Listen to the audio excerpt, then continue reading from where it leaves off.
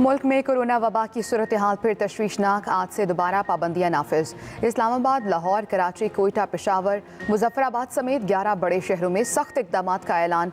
तमाम shopping malls, markets, शादी halls और रेस्टोरेंट्स रात 10 बजे बंद कर दिए जाएंगे।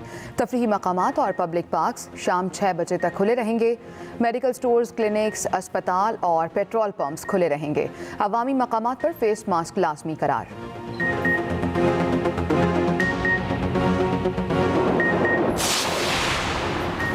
कोरोना वायरस ने 24 घंटों में मजीद 16 अफराद की जान ले ली। अमवात की मजमूई तादाद 6,775 हो गई।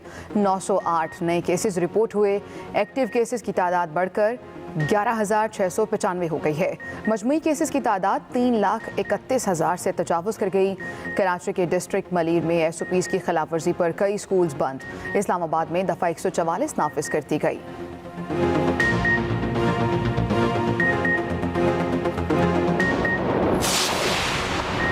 दुश्मन कल भी वही था, आज भी वही है। यौम स्याह कश्मीर पर दुश्मन ने फिर स्याह तारीख रकम की। मदरसे के मासूम बच्चों को खून में नहला दिया। दहशतगर्दों और सहूलतकारों को कैफर किरदार तक पहुँचाने तक चैन से नहीं बैठेंगे। Army chief general Qamar Javed Bajwa की अपर दीर मालाकंड डिवीजन के दौरे के दौरान गुफ्तगू। कहा, मदरसे पर हमला दरअसल इस्लाम दुश्मनी है। हम मुत्तहिद हैं और मिलकर इसका मुकाबला करेंगे।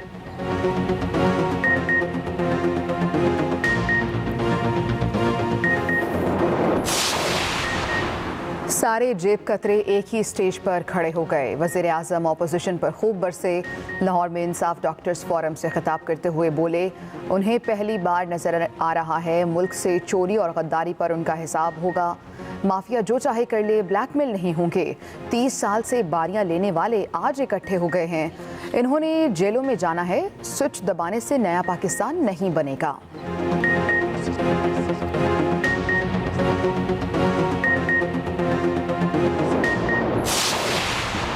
वज़ीर आज़म की उम्मत मुस्लिमा से इस्लामोफोबिया के खिलाफ एक होने की अपील। तमाम मुसलमान ममालिक के सरबराहों को ख़त। कहा, वक्त आ गया है कि इस्लामी ममालिक मुत्तहिदा तौर पर गुस्ताखाना खाकों के खिलाफ आवाज़ उठाएँ। मगरिब को बताना होगा नबी करीम सल्लल्लाहु अलैहि वसल्लम की ज़ात हमारे लिए कितनी मुक़द्दस है। मगरबी ममालिक की होलोकास्ट पर तनकीद पर पाबंदी की पॉलिसी का एहतराम करते हैं। मगरिब मुसलमानों के अकायद का भी एहतराम करे।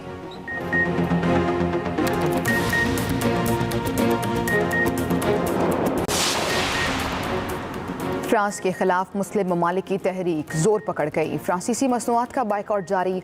बांग्लादेश, तुर्की, इराक समेत मुख्तलिफ ममालिक में रैलियाँ। मुजाहिरीन का फ्रांस के साथ सिफारती ताल्लुकात ख़त्म करने का मुतालबा। फ़लस्तीनी शहर गजा में फ्रांसीसी कल्चरल सेंटर के बाहर एहतजाज। फ्रांस की ढिटाई बरकरार। तुर्की पर अंदरूनी मामलात में मुदाखलत का इल्ज़ाम लगा दिया।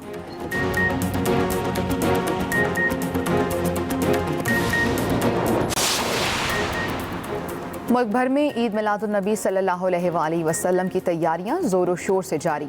छोटे बड़े शहरों में चिरागां, मसाजिद और इमारतें सज गईं। शहरियों की बड़ी तादाद अपने घरों, गलियों और मोहल्लों को सजाने में मसरूफ़। बाज़ारों में आराइशी अशिया की खरीदारी जारी।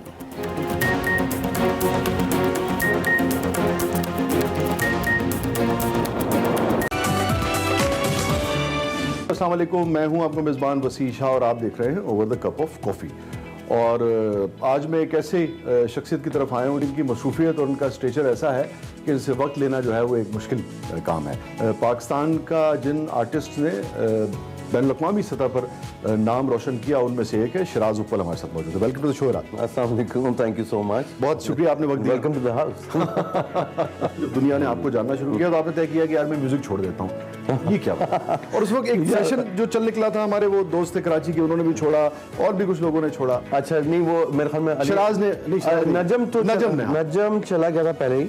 और मतलब उसे छोड़ा in the sense music instruments के साथ छोड़ा, ठीक है, बट ही स्टिल सिंगिंग। हाँ, ठीक मतलब नशीद वगैरह ऐसा की चीजें ही स्टिल सिंगिंग। जुनैद साहब ने छोड़ दिया। हाँ बिल्कुल, उन्होंने छोड़ा था।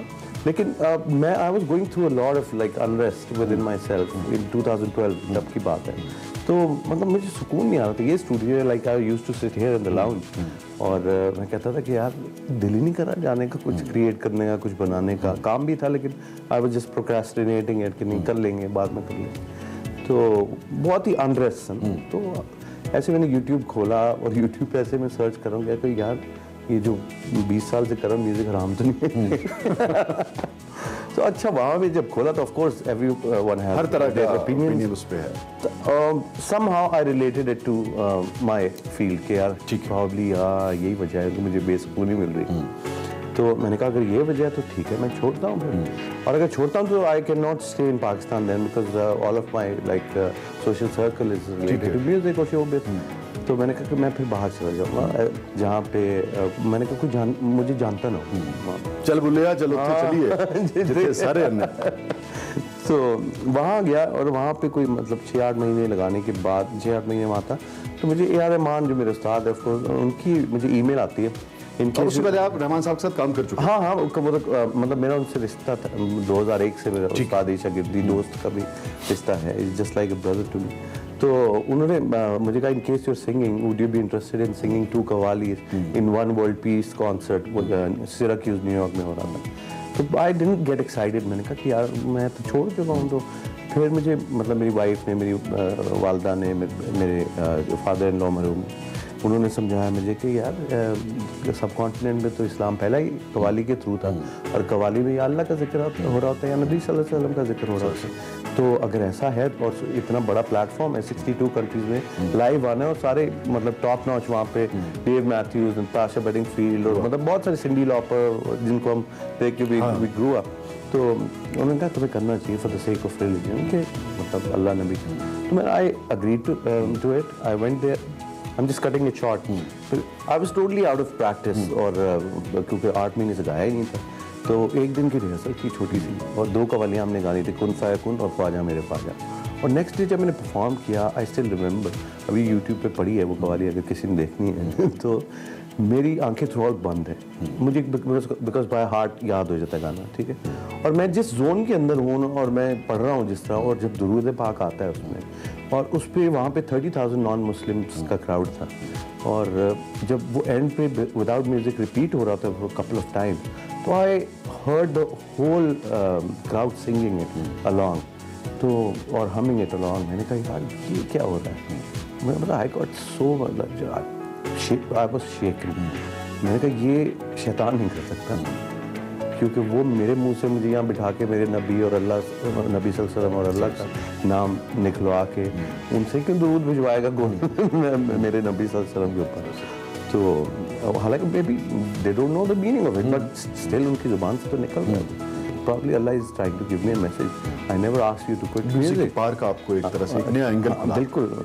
So when I found that connection, then I came back. मैंने कहा अगर तो ये सही है तो इससे बेहतर मुझे कुछ आता नहीं है। वाह। तो उसके बाद क्या फर्क महसूस किया आपने अपनी जिंदगी में रवैये में कि वही काम जो आप पहले कर रहे थे आप बाद में भी कर रहे हैं मगर पहले एक मरतबा आपकी जिंदगी में बेसुकूनी आई और उसी काम में अब आपको पीस मिल रहा है। इतना पीस मिल रहा है मतलब when I'm creating something और क्रिएटर तो अल्लाह है हम तो सिर्फ जो बेशक हवा में है उसको we just try to grasp it but जो भी अता होती है बिकॉज मेरे हिसाब से जो कॉम्पोजिशन या कोई भी क्रिएटिव काम है वो अल्लाह की अता बेशक अता है आप बेशक ठीक है क्योंकि यहाँ पे कुछ नहीं है आ रहा है ऊपर से बेशक आते हैं गैब से ये मज़ामी ख्याल। एग्जैक्टली सो प्रॉब्ली आम बंदा ये अंडरस्टैंड नहीं कर सकता क्योंकि वो समझे कि नाउजुबिल्लाह हम कोई मतलब पैगंबर होने का दावा कर रहे हैं हमें इल्हाम होता है यार अल्लाह माफ़ करे लेकिन ये हर चीज़ उसी से एग्जैक्टली बिलोंग्स टू अल्लाह ऐसे होती है जहन भी उसका ख्याल भी उसका सब कुछ बेशक तो जिसको चाहे अता कर दे कुदरत है बेशक। तो उस क्रिएटिविटी के दौरान जो मेरा कनेक्शन होता है उनके साथ मतलब बिसाइड नमाजों में तो अपना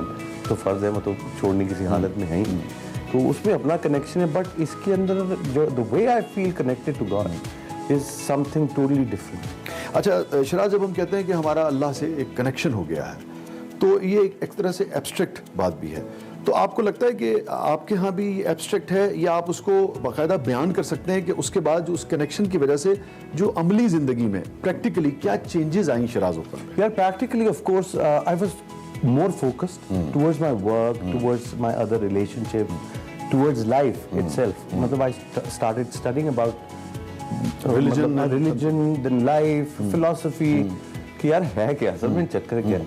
अपने जो रवैये हैं ज़िंदगी में लोगों के साथ सोसाइटी के साथ अहले खाना के साथ ओवरऑल उसमें भी कुछ आपको लगा कि कुछ चेंज आया है? डेफिनेटली बिकॉज जब आप देखिए बात सारी चीज़ होती है realisation when you start realizing things और आहिस्ता करके होता है हर चीज़ का वक्त मुकर्रर है उससे ना एक सेकंड पहले होंगे ना एक सेकंड बाद में होंगे तो उसमें मतलब विद टाइम आप इवॉल्व करते हैं, बंदा हर शख्स इवॉल्व करता है। तो आपको लगता है कि उस कनेक्शन की वजह से आप मुझे बहुत चेंजेस और बहुत positive, not only musically but otherwise as a personality मुझे काफी बहुत चेंजेस आए। अल्हम्दुलिल्लाह। कोई ऐसी चीज जो ये जो खास ट्रांस होता है जिसको हम कनेक्शन का ट्रांस कहते हैं, कोई ऐसी चीज जो आपने उसमें लिखी हो या कंपोज की हो या गुनगुनाई हो, बहुत ही पर्सनल में बात पूछ यार, रहा हूं, हाँ, वो अगर आप शेयर कर अभी अनरिलीज्ड है, it's for Momina Duraid's next film. तो उसके लिए कवाली है जो मैंने मतलब कोई 80% मैंने लिखी, अच्छा, वो कवाली है। तो वो एक थॉट प्रोसेस था पूरा, तो वो कवाली इंशाल्लाह आएगी और उसमें आपके सवाल का जवाब। अच्छा, वेरी गुड, वेरी गुड। आपको क्या लगता है किस चीज ने यार रहमान को यार रहमान बनाया?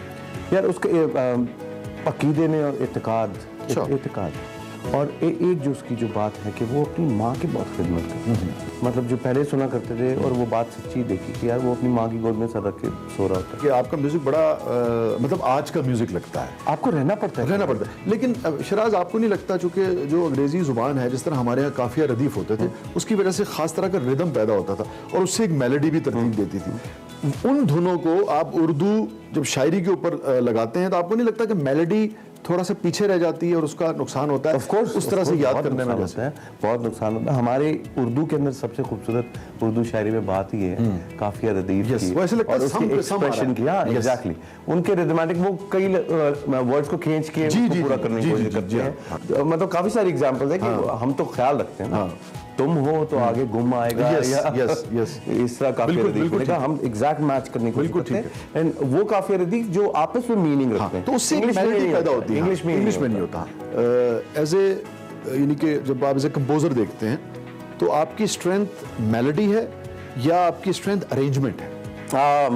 आई गेस के अगर अच्छी मेलोडी हो ना फिर ही अच्छा अरेंजमेंट सूट करता है उसको। अच्छा, ठीक है। तो my prime focus is the melody. ठीक है कि मेलोडी वो हो कि यार जुबान पे चढ़ने वाली हो, बाद आप खाली गिटार के साथ भी याद रहने वाली, याद रहने वाली। बगैर गिटार के भी गुनगुनाऊं तो कोरस जो मेरा सबसे ज्यादा एम्फेसिस जो होता है वो कोरस पर। लाइक अगर रोयारे की एग्जांपल ले तो रोयारे सबको याद है, आगे पीछे क्या कहा गया बहुत सारे लोगों को नहीं याद होता, although it makes meaning, it makes sense, but लोगों को कोरस याद रहता है। तो मेरी कोशिश होती है आई गो रिवर्स, सबसे पहले मैं कोरस बनाता हूँ because that's the most important part in the song जो लोगों को याद रहना। Then I go to pre chorus जो उससे पहले आता है, then I go to the verse जो इसको अस्थाई बोलते हैं। तो आई वर्क बैक। यूथ के लिए बड़ा मतलब अहम हो गया पोर्शन कि आप गाना कैसे तख्लीक करते हैं। कौन सा गाना जो आपने अपनी बेगम साहिबा के लिए तैयार किया? यार बेगम साहिबा के लिए ये जो अगेन रीजन, उसका रीजन ये है because I made this song in 2007। मुझे मुकेश भट्ट ने कहा था कि मुझे ये फिल्म में ये सिचुएशन है जहाँ हीरो की वाइफ जो है उसकी डेथ हो जाती है। तो 2007 में my wife was diagnosed with cancer for the first time. तो वो I could relate to it कि यार because I had a fear of losing her, के बताना था अगर ऐसा हुआ तो क्या होगा। तो वो मेरे दिमाग में उनकी सिचुएशन फिल्म की भी थी और मेरी अपनी ज़ाती सिचुएशन भी थी कि अगर ऐसा हुआ तो क्या होगा। तो उस फीलिंग के अंदर आके जो मैंने वो बनाया गाना, तन्हाई संग दिल तन्हाई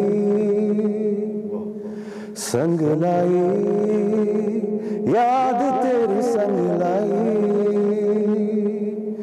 बार बार वो बहार फिर से याद आई, सुनी सुनी राह दिल की जिसने थी सजाई, तन्हा रोया रे दिल रोया रे, रोया रे दिल रोया रे। ब्यूटीफुल। क्या कैसा लगता है अब अपने बेटे को गाते हुए देखना और इतना अच्छा गाते हुए देखना? अल्हम्दुलिल्लाह बहुत अच्छा लगता है because he self taught. I didn't have the time कि मैं उसको सिखा सकूं। तो whatever he learn through observing it. और ऑफ कोर्स स्टूडियो में आके जो नई चीज समझ आई वो पूछ ली उसने। तो माशाल्लाह he has a very good voice too. हाँ, बहुत अच्छा। और विब्राटो उसका बहुत अच्छा है। That's what I like about it. तो स्टूडियो में सबसे आपकी जो महबूब जगह वो ये ये स्टेज है, स्टूडियो इज इनसाइड। तो ज्यादातर वक्त यही गुजारते हैं? ये ज्यादातर वक्त मेरा वहाँ पे वहाँ गुजरता है। लेकिन यहाँ जब मैं आता हूँ तो तो यहाँ पे piano- ऑफ कोर्स यहाँ तो मैं गा रहा होता हूँ, खड़ा होता हूँ, तो but I when I sit on this piano तो there is a favourite piece of mind जो मैं बजाता हूँ। क्या याद आता है मुझे ताल का गाना है, I love playing that, this is a typical piano piece, so I would like to play it for you.